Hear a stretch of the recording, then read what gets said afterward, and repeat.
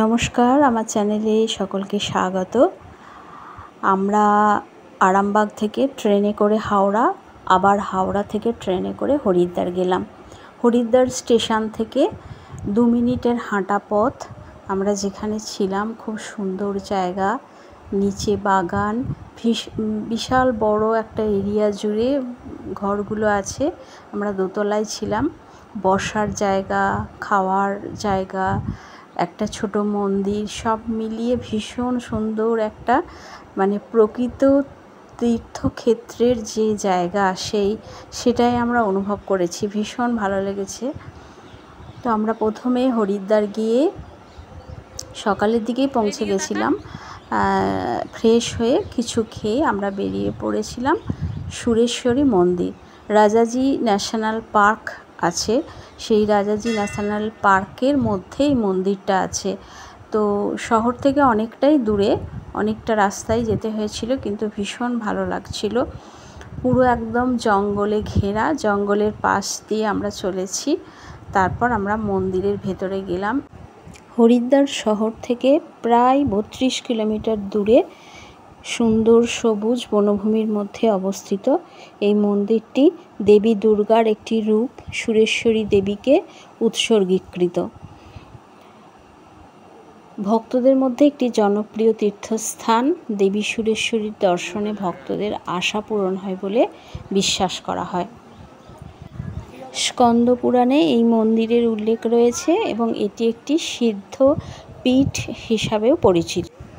এই মন্দিরটি যেহেতু রাজাজি জাতীয় উদ্যানের উপকণ্ঠে শান্ত সুন্দর জঙ্গলের মধ্যে অবস্থিত, তাই ভীষণ ভালো লাগছিল আমাদের। এই সেই ইচ্ছা পূরণের গাছ, যে গাছে সুতো বাঁধলে ভক্তদের মনস্কামনা পূরণ হয়। নিচে নেমে একটু উপরে সিঁড়ি দিয়ে উঠে গেলেই কালী মায়ের মন্দির। তো এখানে যেহেতু খালি পায়ে গেছিলাম, প্রচণ্ড গরম, একেবারে পা পুড়ে যাচ্ছিল।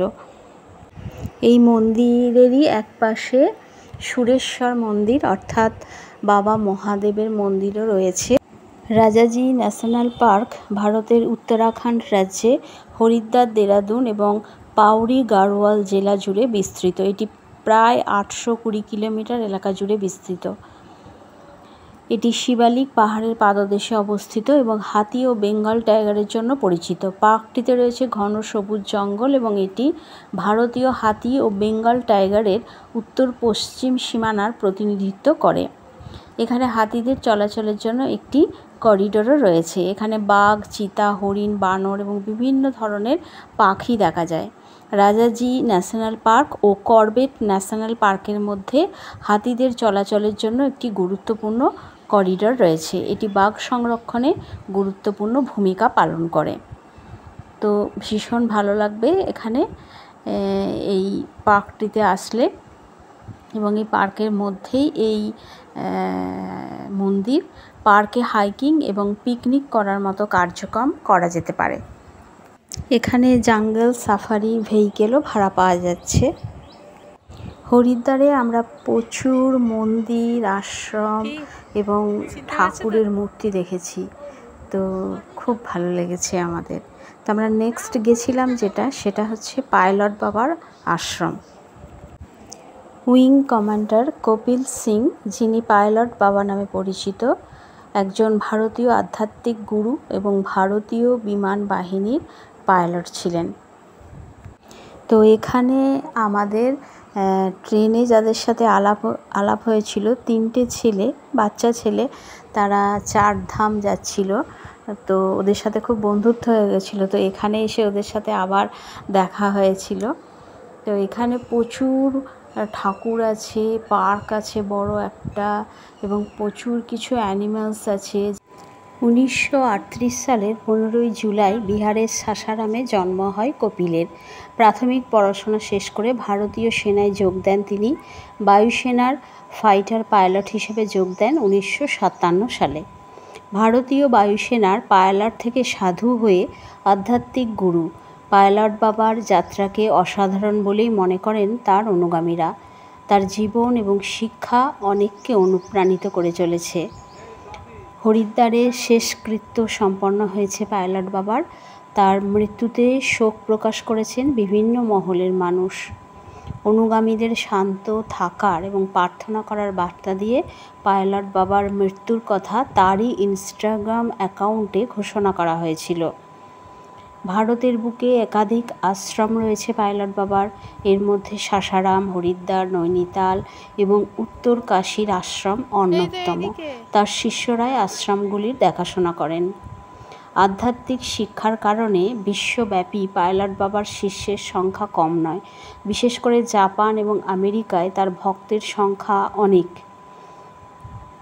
বিভিন্ন সংবাদ মাধ্যমের প্রতিবেদন অনুযায়ী 1976 সাল থেকে 110 বারেরও বেশি সমাধিতে গিয়েছিলেন পাইলট বাবা। শুধু তার সমাধি দেখবেন বলে কুম্ভ মেলায় ভিড় জমাতেন বহু মানুষ। সমাধি নেয়ার জন্য বিশেষ খ্যাতি ছিল পাইলট বাবার। যখন তখন নাকি ধ্যানমগ্ন হতে পারতেন তিনি। সেই ধ্যান নাকি এত গভীর যে শরীর ত্যাগ করে ফেলতে পারতেন। জীবনে একাধিক বইও লিখেছেন পাইলট বাবা। আনভেলস মিস্ট্রি অফ হিমালয়া এবং ডিসকভার সিক্রেটস অফ হিমালয়া বইয়ে তিনি এই চরিত্রদের সঙ্গে তার কথোপকথনের কথা লিখেছেন। মহাভারতের বিভিন্ন চরিত্রদের কথাই বলা হয়েছে। হিমালয়ে দীর্ঘ সময় তপস্যার সময় তিনি যে গুপ্ত জ্ঞান অর্জন করেছিলেন সে কথাও লিখেছেন বইয়ে। পাইলট বাবা দাবি করেছিলেন মহাভারতের অমর যোদ্ধা তথা দ্রোণাচার্যের পুত্র অশ্বত্থামা সহ হিন্দু পুরাণের নাম রয়েছে এমন অনেক বিখ্যাত চরিত্রের সঙ্গে দেখা করেছেন তিনি।